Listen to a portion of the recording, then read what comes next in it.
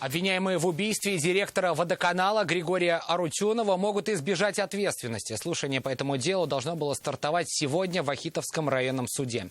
Напомним, преступление произошло еще в 2004 году, и лишь спустя 16 лет дело дошло до суда. На скамье подсудимых 4 обвиняемых. Почему никто из фигурантов не приехал в суд и как они могут уйти от наказания, ответит Елена Веселова.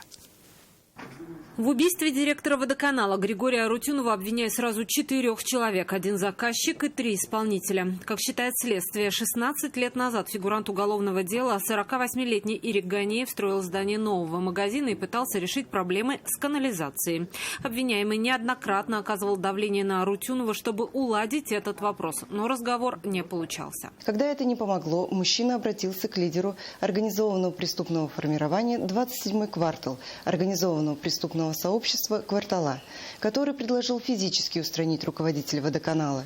Для этого он передал 2 уроженцам Елабуги, входившим в ОПФ 27-й квартал, револьвер системы «Наган». Убив потерпевшего в подъезде его дома, оба исполнителя получили от заказчика преступления $10 тысяч США и вернули ему оружие. Раскрыть преступление в 2004 году следователи не смогли. Расследование возобновилось спустя годы.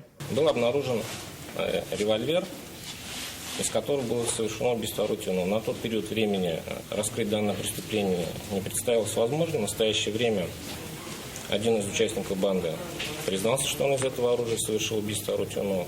В последующем оно было раскрыто. В 2008-м 3 фигурантов дела были признаны виновными в совершении серии тяжких и особо тяжких преступлений, в том числе в участии в преступном сообществе, бандитизме и убийствах. В зависимости от роли каждого они получили от 23 лет до пожизненного лишения свободы.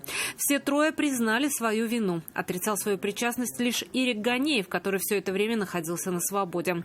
К слову, у него еще есть шансы избежать уголовной ответственности. В настоящее время срок давности истек, но прекращать уголовное дело в связи с течением срока давности или нет будет решаться судом. Все 4 подсудимых сейчас находятся под стражей. По техническим причинам обвиняемых не смогли доставить на заседание. По этой причине суд отложил слушание на 27 февраля. Елена Веселова, Айрат Назипов, Константин Бушуев. Вызов 100.